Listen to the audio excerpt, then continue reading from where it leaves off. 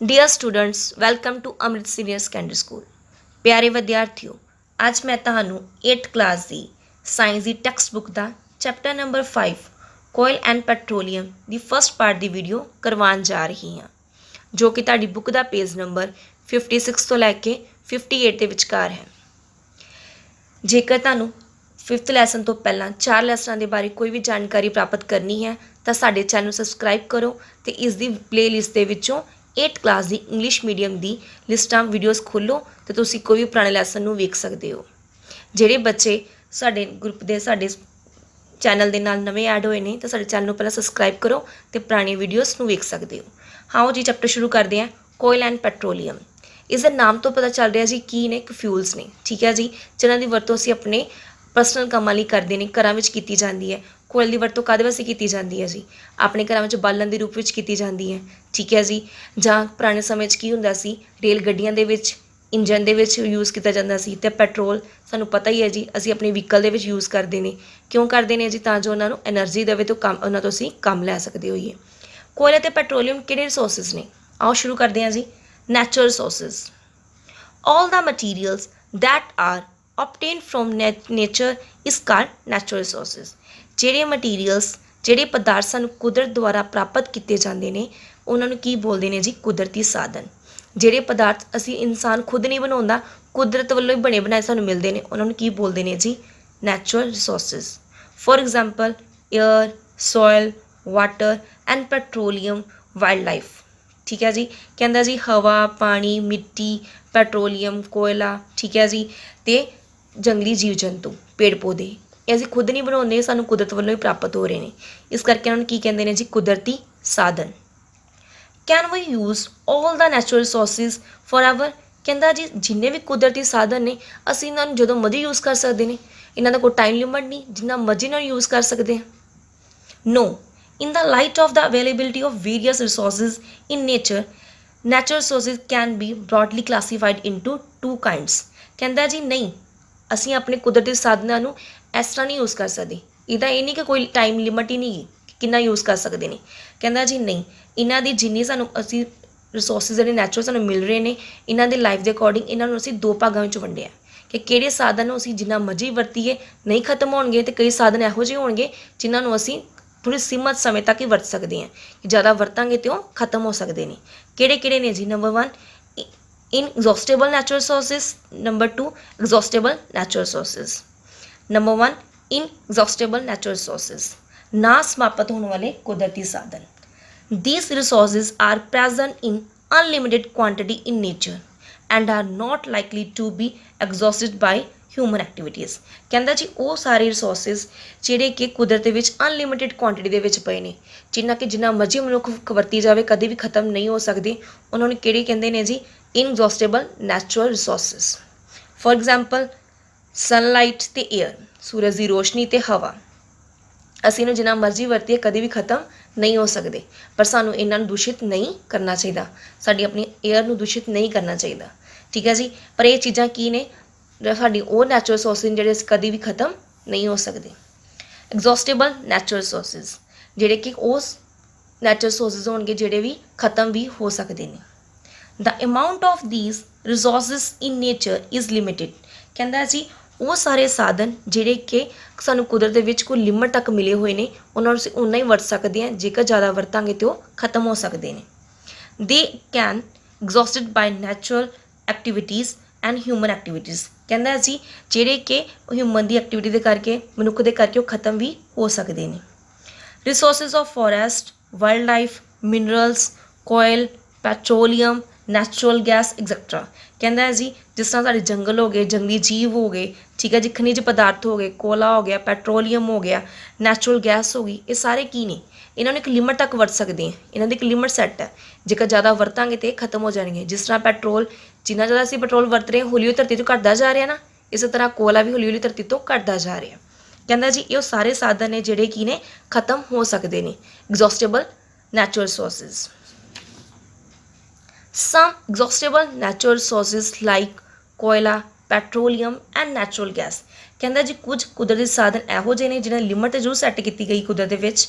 These are formed from the dead remains of living organism। So these are known as fossil fuels. ਕਹਿੰਦਾ ਜੀ ਸਾਰੇ ਸਾਧਨ ਕਿੱਥੋਂ ਮਿਲ ਰਹੇ ਨੇ, ਠੀਕ ਹੈ ਜੀ, ਕੋਇਲ, ਪੈਟਰੋਲੀਅਮ, ਨੈਚੁਰਲ ਗੈਸ ਕਿੱਥੋਂ ਮਿਲ ਰਹੇ ਨੇ, dead remains of living organisms, ਜਿਹੜੇ ਲਿਵਿੰਗ ਆਰਗੇਨਿਜ਼ਮ, ਜਿਹੜੇ ਸੰਜੀਵ ਜੰਤੂ ਮਰ ਚੁੱਕੇ ਨੇ ਉਹਨਾਂ ਦੇ ਮਰੇ ਹੋਏ ਅੰਗਾਂ ਤੋਂ ਪ੍ਰਾਪਤ ਕਰਦੇ ਨੇ, ਉਹਨਾਂ ਨੂੰ ਕੀ ਬੋਲਦੇ ਨੇ ਜੀ, ਫਿਊਜ਼ਲ ਫੋਇਲਸ ਬੋਲ ਰਹੇ ਨੇ। ਜਿਹੜੇ ਕਿ ਸਾਰੇ ਸਾਡੇ ਸੰਜੀਵ ਨੇ, ਠੀਕ ਹੈ ਜੀ, ਜਿਸ ਤਰ੍ਹਾਂ ਕਿ ਹੋ ਗਏ ਸਾਡੇ ਪੇੜ ਪੌਦੇ ਹੋ ਗਏ, ਜੰਗਲੀ ਜੀਵ ਹੋ ਗਏ, ਇਹਨਾਂ ਦੇ ਮਰੇ ਹੋਏ ਅੰਗਾਂ ਤੋਂ ਜਿਹੜੇ ਸਾਨੂੰ ਬਾਲਣ ਪ੍ਰਾਪਤ ਹੋ ਰਿਹਾ ਉਹਨੂੰ ਕੀ ਬੋਲਦੇ ਨੇ ਜੀ, ਫਿਊਜ਼ਲ ਫੋਇਲ ਬੋਲਦੇ ਨੇ। ਅੱਗੋਂ ਗੱਲ ਕਰ ਰਹੇ ਹਾਂ ਜੀ ਕੋਇਲ, ਕਿ ਕੋਇਲਾ ਸਾਨੂੰ ਕਿੱਥੋਂ ਮਿਲ ਰਿਹਾ। It is as a hard as stone and it is a black in colour. ਕਹਿੰਦਾ ਜੀ ਇੱਕ ਤਰ੍ਹਾਂ ਦਾ ਹਾਰਡ, ਬਹੁਤ ਸਖਤ ਪੱਥਰ ਹੁੰਦਾ, ਠੀਕ ਹੈ ਜੀ, ਕਾਲੇ ਰੰਗ ਦਾ ਹੁੰਦਾ।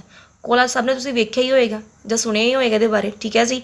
ਜੇ ਅੱਜ ਕੱਲ੍ਹ ਅਸੀਂ ਵਰਤਦੇ ਨਹੀਂ ਘਰਾਂ ਵਿੱਚ ਕੋਇਲਾ, ਪਰ ਪਹਿਲੇ ਟਾਈਮ 'ਚ ਕੀ ਹੁੰਦਾ ਸੀ, ਅਸੀਂ ਆਪਣੇ ਘਰਾਂ ਵਿੱਚ, ਸਾਡੀਆਂ ਇਸਤਰੀਆਂ ਘਰਾਂ ਵਿੱਚ ਖਾਣਾ ਬਣਾਉਣ ਲਈ ਕੋਲੇ ਦੀ ਵਰਤੋਂ ਕਰਦੀਆਂ ਸੀ। ਪਰ ਅੱਜ ਕੱਲ੍ਹ ਅਸੀਂ ਇਹਨਾਂ ਦੀ ਵਰਤੋਂ ਕਿੱਥੇ ਕਰ ਰਹੇ ਹਾਂ ਜੀ, ਪ੍ਰੈਸ 'ਤੇ, ਠੀਕ ਹੈ ਜੀ। ਕੋਇਲ ਵਾਲੀ ਪ੍ਰੈਸਾਂ ਆਉਂਦੀਆਂ ਨੇ, ਹੈਵੀ ਹੁੰਦੀਆਂ ਨੇ, ਉੱਥੇ ਅਸੀਂ ਕੋਲੇ ਦੀ ਵਰਤੋਂ ਕਰਦੇ ਹਾਂ। Coal is one of the fuels use to cook food. ਕਹਿੰਦਾ ਜੀ ਉਹਦੀ ਵਰਤੋਂ ਕਿੱਥੇ ਕੀਤੀ ਜਾਂਦੀ ਸੀ, ਖਾਣਾ ਬਣਾਉਣ ਲਈ ਕੀਤੀ ਜਾਂਦੀ ਹੈ। Earlier it was used in railway engines to produce steam to run the engine। ਕਹਿੰਦਾ ਜੀ ਪਹਿਲੇ ਸਮੇਂ ਵਿੱਚ ਇਸ ਦੀ ਵਰਤੋਂ ਕਿੱਥੇ ਕੀਤੀ ਜਾਂਦੀ ਸੀ, ਰੇਲਵੇ ਇੰਜਨ ਦੇ ਵਿੱਚ। ਕਿਉਂ ਕੀਤੀ ਜਾਂਦੀ ਸੀ ਜੀ, ਤਾਂ ਜੋ ਇਸ ਤੋਂ ਅਸੀਂ ਭਾਪ ਬਣਾ ਸਕੀਏ, ਤਾਂ ਜੋ ਸਾਡਾ ਰੇਲ ਇੰਜਨ ਚੱਲ ਸਕੇ।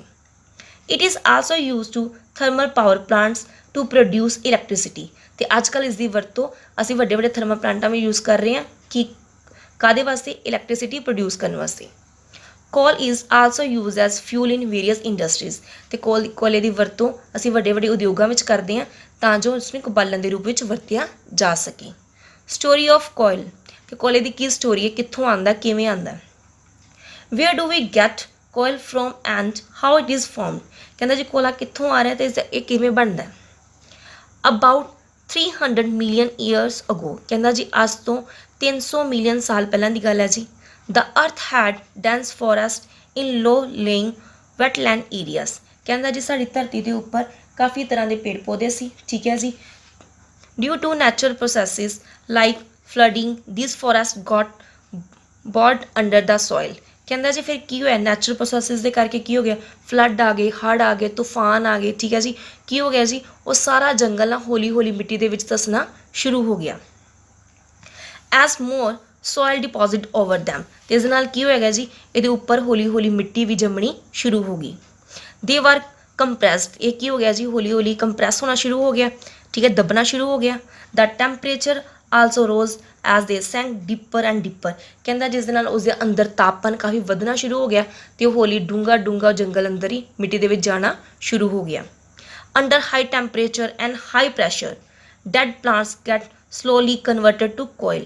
ਕਹਿੰਦਾ ਜੀ ਧਰਤੀ ਦੇ ਅੰਦਰ ਉਹ ਜੰਗਲ ਧੱਸਣਾ ਸ਼ੁਰੂ ਹੋ ਗਿਆ ਸੀ, ਅਤੇ ਉਸ ਨਾਲ ਕੀ ਹੋ ਗਿਆ ਜੀ, ਉਹਦੇ ਅੰਦਰ ਕਾਫੀ ਜ਼ਿਆਦਾ ਤਾਪਮਾਨ ਵਧਣਾ ਸ਼ੁਰੂ ਹੋ ਗਿਆ, ਠੀਕ ਹੈ, ਕਾਫੀ ਜ਼ਿਆਦਾ ਦਬਾਅ ਵਧਣਾ ਸ਼ੁਰੂ ਹੋ ਗਿਆ। ਅਤੇ ਕੀ ਹੋ ਗਿਆ ਜੀ, ਜਿਹੜੇ ਪਲਾਂਟਸ ਜਿਹੜੇ ਮਰ ਚੁੱਕੇ ਇਹ ਪਲਾਂਟਸ ਅੰਦਰ, ਉਹ ਕਿਹ 'ਚ ਕਨਵਰਟ ਹੋਣੇ ਸ਼ੁਰੂ ਹੋ ਗਏ, ਕੋਇਲੇ ਦੇ ਵਿੱਚ ਕਨਵਰਟ ਹੋਣੇ ਸ਼ੁਰੂ ਹੋ ਗਏ। As coal contains mainly carbon, the slow process of conversion of dead vegetation into coal is called carbonisations. ਕਹਿੰਦਾ ਜੀ ਇਸੇ ਤਰ੍ਹਾਂ ਹੌਲੀ ਹੌਲੀ ਉਹ ਕੋਇਲੇ ਵਿੱਚ ਬਣਨੇ ਸ਼ੁਰੂ ਹੋ ਗਏ। ਕਹਿੰਦਾ ਜੀ ਜਿਹੜੇ ਜੀਵ ਜੰਤੂ, ਠੀਕ ਹੈ, ਸਾਡੇ ਜੰਗਲੀ ਜੀਵ ਜੰਤੂ ਸੀ, ਠੀਕ ਹੈ ਜੀ, ਪੇੜ ਪੌਦੇ ਸੀ, ਇਹ ਜੋ ਅੰਦਰ ਮਿੱਟੀ ਵਿੱਚ ਧੱਸਣੇ ਸ਼ੁਰੂ ਹੋ ਗਏ, ਜੋ ਇਹਨਾਂ ਦਾ ਪ੍ਰੋਸੈਸ ਹੁੰਦਾ ਉਹਨੂੰ ਕੀ ਬੋਲਦੇ ਨੇ ਜੀ, ਕਾਰਬੋਨਾਈਜੇਸ਼ਨਸ ਬੋਲਦੇ ਨੇ। ਉਹ ਤੁਹਾਨੂੰ ਕੀ ਪ੍ਰਾਪਤ ਹੋ ਰਿਹਾ ਸੀ, ਕੋਇਲਾ ਪ੍ਰਾਪਤ ਹੋ ਰਿਹਾ ਸੀ, ਇਹਨੂੰ ਕੀ ਬੋਲਦੇ ਨੇ ਜੀ, ਕਾਰਬਨੀਕਨ ਬੋਲਿਆ ਜਾਂਦਾ ਇਹਨੂੰ। Since it was formed from the remains of vegetation coal is also called fossil fuel. ਕਹਿੰਦਾ ਜੀ ਇਸ ਕਰਕੇ ਜਿਹੜਾ ਸੀ ਇਹਨਾਂ ਤੋਂ ਮਰੇ ਹੋਏ ਸਾਡੀ ਜੰਗਲੀ ਜੀਵ ਜੰਤੂ ਸੀ, ਪੇੜ ਪੌਦੇ ਸੀ, ਇਹਨਾਂ ਦੇ ਜੋ ਮਰੇ ਹੋਏ ਚੀਜ਼ਾਂ ਤੋਂ ਸਾਨੂੰ ਕੋਇਲਾ ਪ੍ਰਾਪਤ ਹੋਇਆ, ਇਹਨੂੰ ਅਸੀਂ ਕਿਹੜਾ ਬਾਲਣ ਕਹਿੰਦੇ ਹਾਂ ਜੀ, ਫਿਊਜ਼ਲ ਫਾਇਲ ਕਹਿੰਦੇ ਹਾਂ। ਕੀ ਕਹਿੰਦੇ ਨੇ ਜਿਸ ਨੂੰ ਪਥਰਾਟ ਬਾਲਣ ਵੀ ਕਿਹਾ ਜਾਂਦਾ ਹੈ, ਜਾਂ ਫਾਜ਼ਿਲ ਫਾਇਲ ਵੀ ਕਿਹਾ ਜਾਂਦਾ ਇਸ ਨੂੰ, ਠੀਕ ਹੈ ਜੀ। ਵੈਨ ਹੀਟਡ ਇਨ ਏਅਰ, ਜਦੋਂ ਇਹਨੂੰ ਹਵਾ ਦੇ ਵਿੱਚ ਹੀਟ ਕੀਤਾ ਜਾਂਦਾ ਹੈ, coal burns and produced mainly carbon dioxide gas. ਕਹਿੰਦਾ ਜਦੋਂ ਕੋਇਲੇ ਨੂੰ ਹਵਾ ਦੇ ਵਿੱਚ ਸਾੜਿਆ ਜਾਂਦਾ ਹੈ, ਜਦੋਂ ਕਿਸੇ ਚੀਜ਼ ਨੂੰ ਸਾੜਨਾ ਸਾਨੂੰ ਕਿਹੜੀ ਗੈਸ ਚਾਹੀਦੀ ਹੈ, O2 ਆਕਸੀਜਨ ਚਾਹੀਦੀ ਹੈ ਜੀ। ਕਹਿੰਦਾ ਜਦੋਂ ਸਾੜਿਆ ਜਾਂਦਾ ਤਾਂ ਕਿਹੜੀ ਗੈਸ ਪੈਦਾ ਕਰਦਾ ਹੈ ਜੀ, ਕਾਰਬਨ ਡਾਈਆਕਸਾਈਡ ਗੈਸ ਪੈਦਾ ਕਰਦਾ ਹੈ। ਅਸੀਂ ਹੁਣੇ ਪੜ੍ਹਿਆ ਸੀ ਜੀ ਕਿ ਕੋਇਲਾ ਮੁੱਖ ਰੂਪ ਕਿਹਦਾ ਹੈ ਜੀ, ਕਾਰਬਨ ਦਾ ਰੂਪ ਹੈ। ਸਾਨੂੰ ਕੋਇਲਾ ਕੀ ਪ੍ਰਾਪਤ ਕਰ ਰਿਹਾ, ਕਾਰਬਨ ਪ੍ਰਾਪਤ ਕਰ ਰਿਹਾ ਜੀ, ਕਾਰਬਨ ਪਲੱਸ O2। ਜਦੋਂ ਕੋਇਲੇ ਨੂੰ ਸਾੜਿਆ ਜਾਂਦਾ ਆਕਸੀਜਨ ਦੇ ਵਿੱਚ, ਤੇ ਕੀ ਬਣਦਾ ਹੈ ਜੀ, ਕਾਰਬਨ ਡਾਈਆਕਸਾਈਡ ਗੈਸ ਬਣਦੀ ਪਈ ਹੈ, ਅਤੇ ਨਾਲ ਪਲੱਸ ਕੀ ਪੈਦਾ ਕਰ ਰਿਹਾ ਜੀ, ਉਹ ਗਰਮੀ ਪੈਦਾ ਕਰ ਰਿਹਾ। Coal is produced in industry to get more useful products such as coal tar, coke and coal gas। ਕਹਿੰਦਾ ਜਦੋਂ ਕੋਇਲੇ ਦੇ ਉੱਪਰ ਕਾਫੀ ਇੰਡਸਟਰੀ ਦੇ ਵਿੱਚ ਕਾਫੀ ਪ੍ਰੋਸੈਸ ਕੀਤਾ ਜਾਂਦਾ ਹੈ ਤੇ ਨਵੇਂ ਨਵੇਂ ਪ੍ਰੋਡਕਟ ਬਣ ਕੇ ਸਾਹਮਣੇ ਆ ਰਹੇ ਕਿਹੜੇ ਜੀ coal tar coke and coal gas. Number 1 coke. It is a tough porous and black substances. ਕਹਿੰਦਾ ਜੀ ਇਹ ਬਹੁਤ ਜ਼ਿਆਦਾ ਸਖਤ ਠੀਕ ਹੈ ਜੀ ਮੁਸਾਮਦਾਰ ਤੇ ਬਲੈਕ ਕਲਰ ਦਾ ਪਦਾਰਥ ਹੁੰਦਾ ਹੈ। It is an almost pure form of carbon. ਕਹਿੰਦਾ ਜੀ ਪਿਓਰ ਫਾਰਮ ਹੈ ਕਾਰਬਨ ਦੀ। It is use in manufacture of steel and in the extractions of many metals. ਕਹਿੰਦਾ ਜੀ ਇਸ ਦੀ ਵਰਤੋਂ ਕੋਕ ਦੀ ਵਰਤੋਂ ਕਿੱਥੇ ਕੀਤੀ ਜਾਂਦੀ ਹੈ ਸਟੀਲ ਦੇ ਮੈਟਲਸ ਬਣਾਉਣ ਦੀ ਵਰਤੋਂ ਕੀਤੀ ਜਾਂਦੀ ਹੈ ਤੇ ਜਾਂ ਕੀ ਕੀਤੀ ਜਾਂਦੀ ਨੇ ਐਕਸਟ੍ਰੈਕਸ਼ਨ ਆਫ ਮੈਟਲਸ ਮੈਟਲ ਨੂੰ ਅਲੱਗ ਕਰਨ ਲਈ ਇਸ ਦੀ ਵਰਤੋਂ ਕੀਤੀ ਜਾਂਦੀ ਹੈ। Coal tar. It is a black thick liquid with unpleasant smell.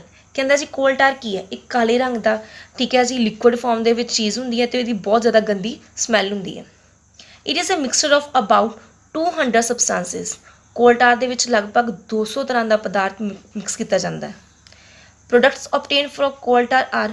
ਜਿਹੜੇ ਕੋਲ ਟਾਰ ਤੋਂ ਪ੍ਰੋਡਕਟ ਬਣ ਕੇ ਸਾਹਮਣੇ ਆ ਰਹੇ ਨੇ ਜਿਸ ਤਰ੍ਹਾਂ ਸਿੰਥੈਟਿਕ ਡਾਈਜ਼। ਸਿੰਥੈਟਿਕ ਡਾਈਜ਼ ਕਿਹੜੀਆਂ ਹੁੰਦੀਆਂ ਨੇ ਜਿਹੜੇ ਕਿ ਇਨਸਾਨ ਖੁਦ ਰੰਗ ਬਣਾਉਂਦਾ ਉਹ ਰੰਗ। ਡਰੱਗਸ ਦਵਾਈਆਂ ਠੀਕ ਹੈ ਜੀ explosive perfumes plastic paint photographic materials roofing materials ਆਦਿ।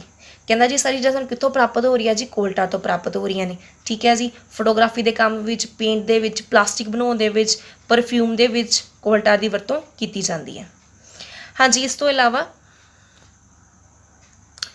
ਨੈਫਥਲੀਨ balls are used to repel moths and other insects are also obtained from coal tar।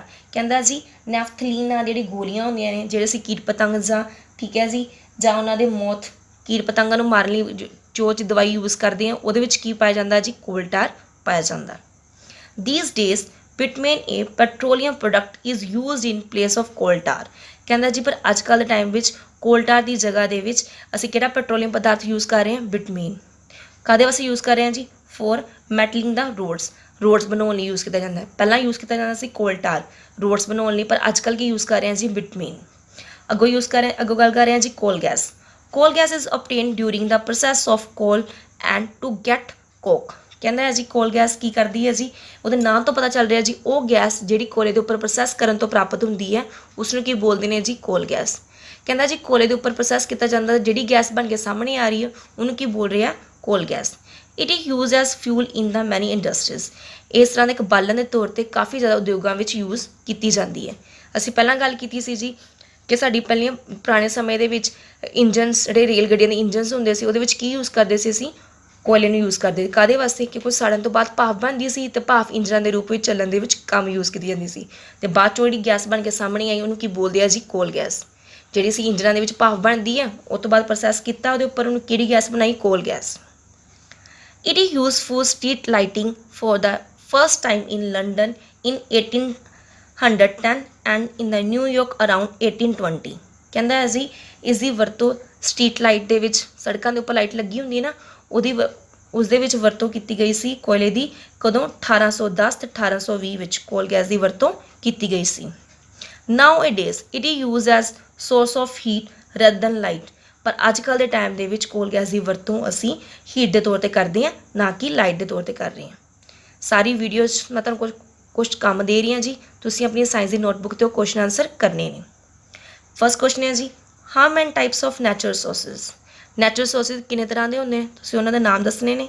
Second question fossil fuels are dash and dash ਕਿ fossil fuels ਕਿਹੜੇ ਕਿਹੜੇ ਉਹਨਾਂ ਦੇ ਨਾਮ ਲਿਖਣੇ ਨੇ। Third question Coke is almost pure form of carbon. ਇਹ ਦੱਸਣਾ ਟਰੂ ਹੈ ਜਾਂ ਫਾਲਸ ਹੈ ਜੀ ਕਿ ਕਹਿੰਦਾ ਜੀ ਕੋਕ ਕਿਹੜੀ ਹੈ ਅਸੀਂ ਪੜ੍ਹਿਆ ਸੀ ਤੇ ਕੋਕ ਕਹਿੰਦਾ ਜੀ ਪਿਓਰ ਫਾਰਮ ਹੈ ਜੀ ਕਾਰਬਨ ਦੀ ਯੈਸ ਜਾਂ ਨੋ।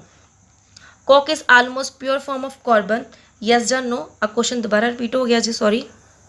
ਫਿਫਥ ਕੁਐਸਚਨ ਹੈ ਜੀ the example of fossil fuels are dash air water and coal. ਕਹਿੰਦਾ ਜੀ ਇਹਨਾਂ 'ਚੋਂ ਕਿਹੜਾ ਫਿਊਜ਼ਲ ਫੋਇਲ ਹੈਗਾ ਠੀਕ ਹੈ ਜੀ ਏਅਰ ਹੈ ਵਾਟਰ ਹੈ ਕਿ ਕੋਲ ਹੈ। ਥੈਂਕ ਯੂ ਬੇਟਾ ਜੀ ਸਾਰਾ ਕੰਮ ਆਪਣੀ ਸਾਇੰਸ ਦੀ ਕਾਪੀ 'ਤੇ ਕਰਨਾ ਹੈ। ਓਕੇ ਜੀ ਥੈਂਕ ਯੂ ਬੱਚੇ।